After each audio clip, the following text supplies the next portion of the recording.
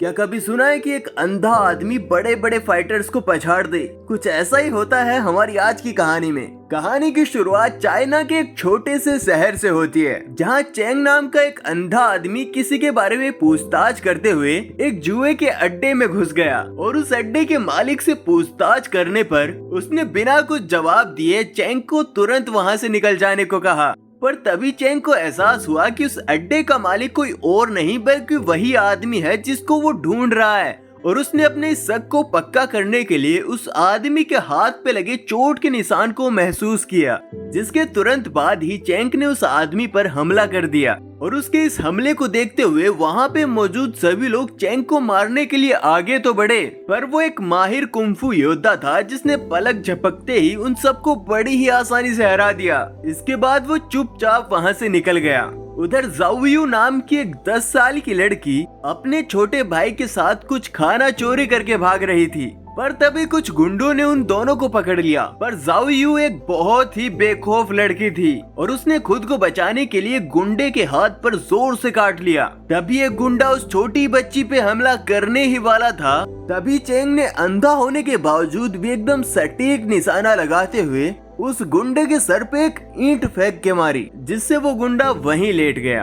Cheng को वहां देखकर सभी गुंडे डर के मारे वहां से भाग गए, जिससे खुश होकर जाओयू ने चेंग को एक सेव देने की कोशिश की, पर चेंग ने इसके लिए साफ इनकार कर दिया। उसी शाम जब जाओयू खाना चोरी करने के लिए घर में घुसी तो उस घर में मौजूद एक औरत ने उसे देख लिया, जिससे बचने की कोशिश में जाओयू ने एक लकड़ी की मदद से उस औरत को डराना शुरू कर दिया। पर असल में वो औरत एक अच्छी इंसान थी, इसलिए उसने उसे डांटने के बजाय थोड़ा और खाना दे दिया। पर तभी अचानक कुछ गुंडों ने उस घर पे हमला कर दिया, और इन गुंडों के मालिक का नाम था जुओ लैंग, जिसने कुछ ही दिन पहले अपनी बीवी का कत्ल किया था, जो कि कोई और नहीं बल्कि उस औरत की सगी बहन थी। और इसीलिए आज जुओ लैंग सभी सबूत मिटाने के लिए उस घर में मौजूद सभी लोगों को जान से मारने वाला था। और थोड़ी ही देर में उसके आदमियों ने घर के एक एक करके सभी सदस्यों को मारना शुरू कर दिया। सबको खत्म करने के बाद जुओ लैंग उस औरत की ओर बढ़ा और उसके सामने शादी का प्रस्ताव रखा,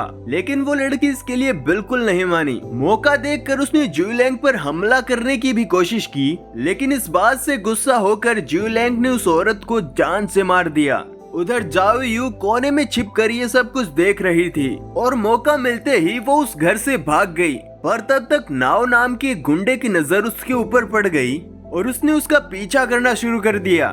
रास्ते में नाओ की नजर चेंग पे पड़ी, जो इस वक्त नशे की हालत में जगह जगह उल्टियां करता फिर रहा था, लेकिन नाओ ने उसे एक अंधा शराबी समझकर जाने दिया।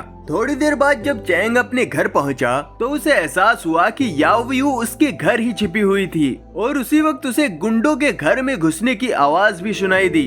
चेंग तुरंत ही पूरे हालात समझ चुका था, जिसके बाद उसने शाओयू की छिपने में मदद भी की। और शाओयू को पूरे घर में ढूंढने के बाद वो गुंडे चेंग के घर से बाहर निकले तो उनकी नजर एक और छोटे बच्चे पे पड़ी, जो कि कोई और नहीं बल्कि शाओयू का छोटा भाई था, और उसने बिल्कुल शाओयू जैसे जूते ही पहने थे, जिस वजह से उन गुंडों को लगा कि यही वो बच्चा है। तभी अचानक जुओ लैंग ने उस बच्चे पे हमला कर दिया। उस बच्चे ने अपनी बहन से मदद मांगने के लिए कई बार सीटी बजाई, पर जब तक शाओयू वहाँ पे पहुँची तब तक बहुत देर हो चुकी थी।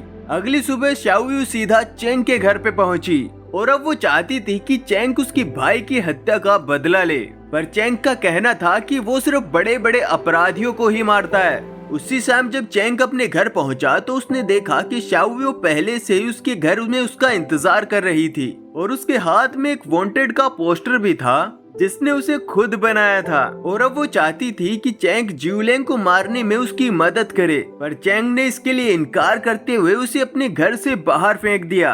अगली सुबह चेंग अपने काम से शहर से बाहर चला गया, और अब उसके निशाने पे एक मछुआरा था जो कि कई लोगों को मार चुका था। पर अचानक से उसके घोड़े ने रास्ते में अपना नियंत्रण खो दिया, जिसके चलते वो सीधा खाई में पलट गया।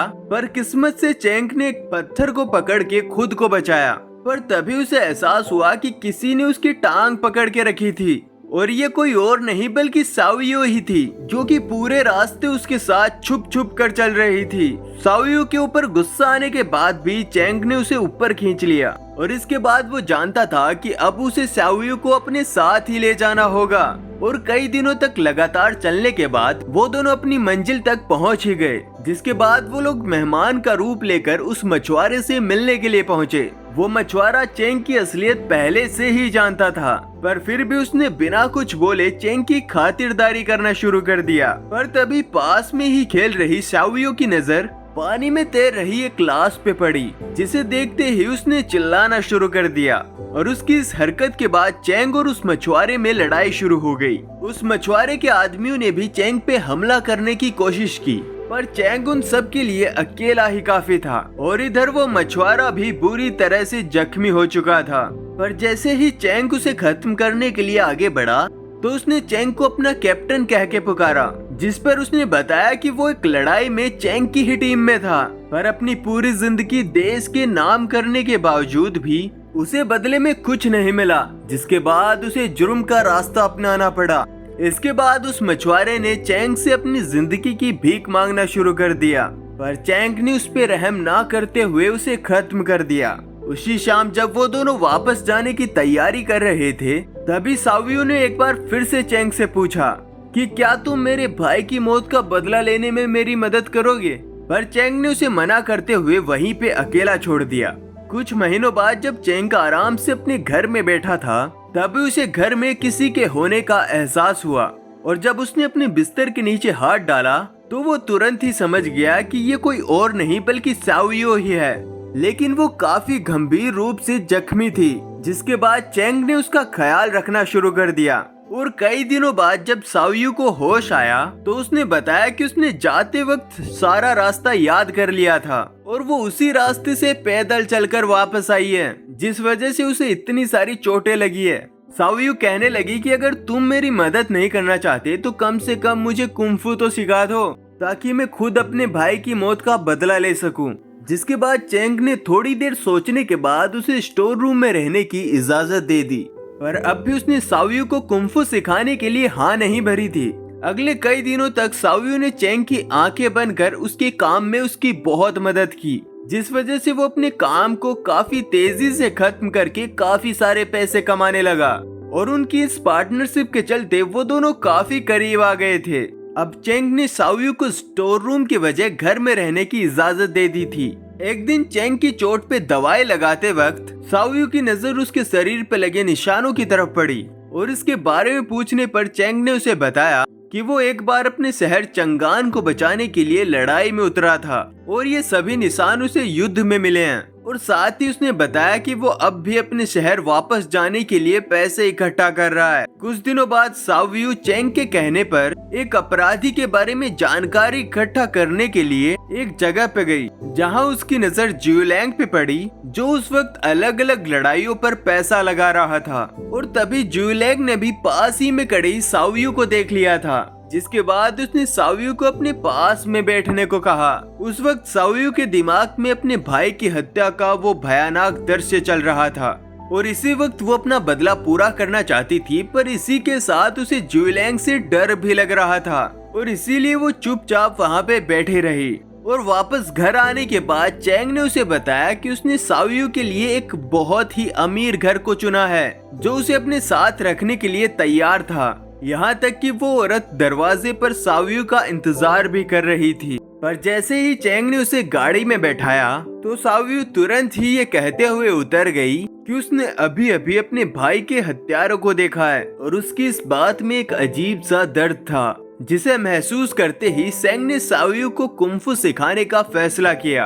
और अगली सुबह से ही चेंग ने शाओयू को कुंफू के अलग अलग टेक्निक सिखाना शुरू कर दिया और अपनी मेहनत और लगन से शाओयू बहुत ही जल्द इन चीजों को सीख भी रही थी। इसके बाद एक दिन जब शाओयू घर पे अकेली सो रही थी तो नाओ एक बूढ़े आदमी के साथ उनके घर में घुस आया। असल में नाओ को ज्यूलैंग के वांटेड पोस्टर के बारे में पता चल गया था, जिन्हें शाओयू ने अपने हाथों से कई जगह पे लगाया था। और अब नाओ सोच रहा था कि उसने ये सब जरूर चेंग के कहने पे किया होगा, पर शाओयू ने हिम्मत दिखाते हुए नाओ को पीछे धकेल दिया और जैसे ही नाओ उस पर हमला करने के लिए आगे बढ़ा, तभी चेंग भी वहाँ पे पहुँच गया, जिसके बाद उन दोनों के बीच लड़ाई शुरू हो गई, जिसमें बड़ी ही आसानी से चैंग ने उसे मार गिराया। जिसके बाद चैंग उस बूढ़े आदमी को मारने के लिए आगे बढ़ा, पर तभी सावियो ने ये कहकर उसे रोक दिया कि इसमें इस बूढ़े आदमी की कोई गलती नहीं थी और इसीलिए उसे मारना सही नहीं होगा। पर चैंग का ये मानना था कि अगर उसे अपनी भाई की मौत का बदला लेना है तो उसे थोड़ा कठोर तो बनना पड़ेगा, और उसकी इस बात पे सावियो ने ये कबूल कर लिया कि अब उसे अपने भाई की मौत का बदला नहीं लेना। और उसकी इस बात को सुनने के बाद चैंग ने उस बूढ़े आदमी की जान बख्श दी। अगले दिन उन दोनों ने उस शहर को छोड़कर चंगान जाने का फैसला किया। पूरे दिन चलने के बाद उन्होंने रात को एक कैंप लगाकर आराम करने का फैसला किया, जहां सावियो ने अपनी एक आंख चैंग को देने की बात की ताकि वो भी इस दुनिया को देख सके। चैंग उसकी ये बात सुन के काफी खुश हुआ, पर उसने मना कर दिया। अगली सुबह जब चैंग की नींद खुली तो उसे सावियो कहीं नहीं मिली, और काफी देर पूछताछ करने के बाद उसे पता चला कि सावियो वापस उसी गांव में चली गई है। और ये बात सुनकर चैंग काफी ज्यादा घबरा गया। फिर उसने तुरंत सावियो को ढूंढने का फैसला किया। उधर ज्यूलिंग को अपने साथी नाव की हत्या के बारे में पता चल चुका था, और अब वो किसी भी हाल में इसका बदला लेना चाहता था। पर वो ये नहीं जानता था कि सावियो पहले से ही उसके घर में घुस चुकी है। थोड़ी देर बाद जब ज्यूलिंग वापस अपने कमरे में आया तो उसकी नजर सावियो के पैरों पर पड़ी, और जैसे ही वो उसके पास गया तो सावियो ने अपनी पूरी ताकत से उस पर हमला कर दिया। पर इसका कोई फायदा नहीं हुआ क्योंकि ज्यूलिंग के बॉडीगार्ड ने उसे पहले ही पकड़ लिया था। इसके बाद ज्यूलिंग ने जबरदस्ती उसके मुंह के अंदर कुछ नशीले पदार्थ डाले, जिस वजह से उसके मुंह से खून निकलना शुरू हो गया। पर जैसे ही वो सावियो को जान से मारने वाला था तभी चैंग वहाँ पे पहुँच गया, और जिसे देखते ही सावियो ने अपने पिता की तरह उसे गले से लगा लिया, और इसी मौके का फायदा उठाकर ज्यूलिंग वहाँ से भाग गया। उधर कई सारे गुंडे बाहर चैंग का बेसब्री से इंतजार कर रहे थे, और उसके बाहर आते ही सबने उस पे हमला कर दिया। चैंग अपनी पूरी ताकत से लड़ रहा था, पर फिर भी गुंडे बढ़ते ही जा रहे थे, और ऐसे माहौल को देखकर सावियो बेहोश हो गई, और चैंग ने उसे अपनी पीठ पे बांध के गुंडों का सामना किया। पर चैंग ने सभी गुंडों को हरा तो दिया, पर तब तक वो खुद भी काफी ज्यादा घायल हो चुका था, और इसके बावजूद भी वो ज्यूलिंग से लड़ने के लिए आगे बढ़ा। ज्यूलिंग खुद भी एक बहुत अच्छा फाइटर था, इसलिए उसे हराना चैंग के लिए बहुत आसान नहीं था, और अपनी चोटों की वजह से चैंग काफी ज्यादा कमजोर भी हो चुका था। और जैसे ही ज्यूलिंग उसे खत्म करने के लिए आगे बढ़ा तो सावियो ने उसे पैर से पकड़ लिया, और इसी मौके का फायदा उठाकर चैंग एक बार फिर से खड़ा हो गया, और इस बार अपनी पूरी ताकत का इस्तेमाल करके उसने ज्यूलिंग को मार दिया। इधर सावियो फिर से बेहोश हो गई थी, इसलिए चैंग उसे अपने हाथों में लेकर वहाँ से बाहर आया, जहाँ उसने सावियो को बताया कि आखिरकार उसने उसके भाई का बदला ले ही लिया, और इसलिए वो वापस अपने शहर जाना चाहता है। पर थोड़ी ही देर बाद अपने जख्मों की वजह से उसने अपना दम तोड़ दिया। अगली सुबह जब सावियो की आंख खुली तो वो चैंग के घर ही थी, पर चैंग की जगह अब उसका एक दोस्त उसका ख्याल रख रहा था। इसके बाद सावियो ने चैंग की आखिरी ख्वाहिश को पूरा करने के लिए चंगान शहर में जाकर रहने का फैसला किया। और इसी के साथ कहानी का एंड हो जाता है। अगर आपको वीडियो पसंद आया हो तो लाइक कर दो, चैनल पर नए हो तो सब्सक्राइब कर दो। मिलते हैं अगले वीडियो में, और यहाँ पे है गुड वाइब्स ओनली।